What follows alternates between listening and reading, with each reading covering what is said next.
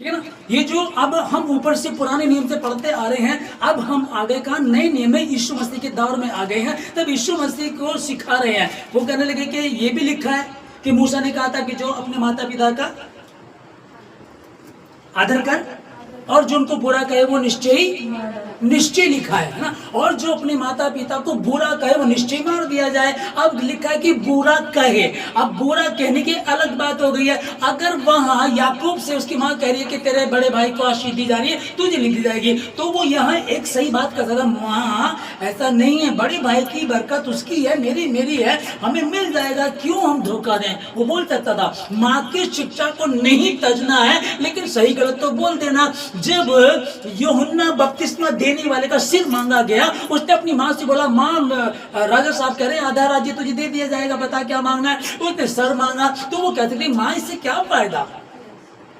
या बेटी बोल सकती थी, है ना। मेन तो मदर्स डे है, मदर्स डे तो मदर जो बोल रही है, मदर ने अपना रोल अदा किया, लेकिन या इसको भी करना चाहिए था। और ये नए नियम के समय की बात चल रही है कि निश्चय जो अपने माता पिता को बुरा कहे वो निश्चय मार डाला जाए। अब अगर हमें मार दिया जाएगा और फिर हमको बरकत भी नहीं मिलेगी, अगर हम तुच्छ जानेंगे, आदर नहीं करेंगे, तो आदर की जगह रहा। अब यीशु मसीह का इम्तिहान होता है। शैतान आकर के बोलता है कि अगर वाकई ही परमेश्वर का पुत्र है तो पत्थर को बोल रोटी बन जाए। उसने वचन बता करके क्लियर कर दिया। तो यहाँ रिबेका को याकूब कह सकता था कि इब्राहिम पिता, जब अब्राहम दादा मेरे पापा इजहाक की बलि देने के लिए जा रहे थे, खुदा ने कहा था इजहाक की पापा की बलि देने के लिए कहा था, तो दादा ने क्या कहा, दादा और पापा दोनों साथ चले,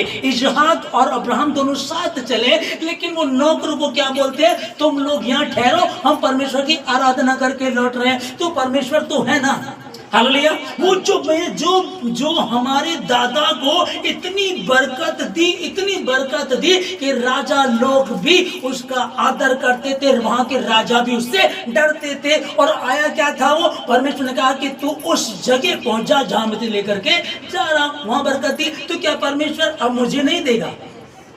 बच्चों को देख सकते थे। फिर बात आती है कि नहीं, ये तो शैतान बोल रहा है परमेश्वर से। तो जब उनका दाख रस घट गया और पहला चमत्कार प्रभु यीशु मसीह ने किया, तो माता मरियम बोलने लगी उनका दाख रस घट गया और ऐसा कर तो उनके लिए।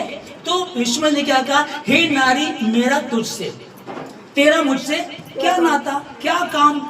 समझिएगा, जबकि माँ को पूरा आदर दिया गया, माँ के लिए जगह जगह लिखा गया अपनी माता का आदर कर, ये पहली आज्ञा जिसके साथ प्रतिज्ञा भी है। जब मरकुस ने 7 अध्याय में पढ़ा कि निश्चय ही जो अपने माता को पिता को बुरा कहे वो निश्चय ही मार डाला जाए, तो बुरा कहने पर मार डालने की बात चल रही है, गलत को फॉलो नहीं करना है। हम समझ पा रहे इस चीज को, हालेलुया।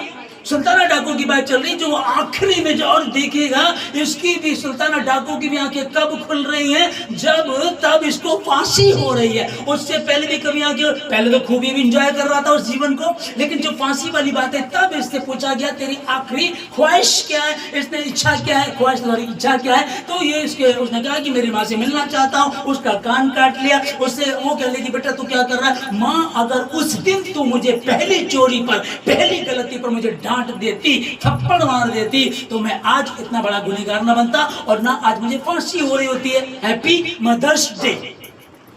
तो माएँ हैं, ये सारी माएँ हैं जिनके विषय में अभी हमने पढ़ा। ये सब माएँ हैं जो गलत सिखा रही हैं। इनमें एक मिस्र में फिरौन की बेटी जो सिंगल मॉम कहा जाएगा, उसने मूसा की बहुत अच्छी परवरिश की और उसकी अपनी सगी माँ जिसने विश्वास किया, बुद्धिमानी से काम किया, बच्चे को यूं ही नहीं फेंक दिया पर विश्वास के साथ उसको तैरा करके भेजा और खुदा ने आगे काम करना शुरू कर दिया।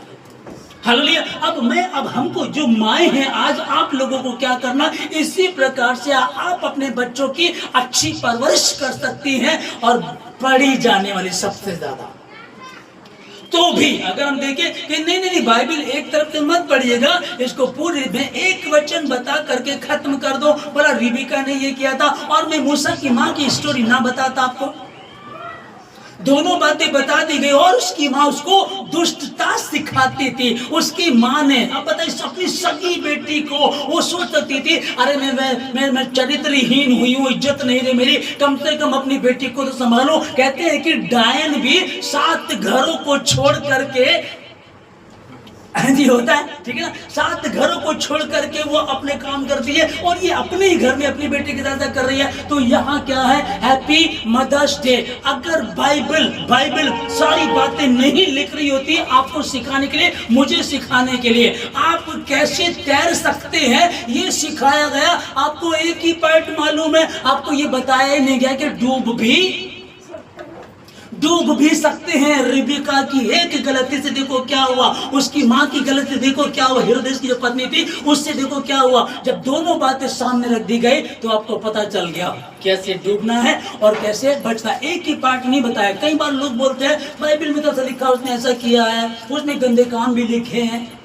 होता ना कई बार, दाऊद ने ऐसा किया था, तो पूरी स्टोरी को पढ़ लीजिएगा आपको समझ में आ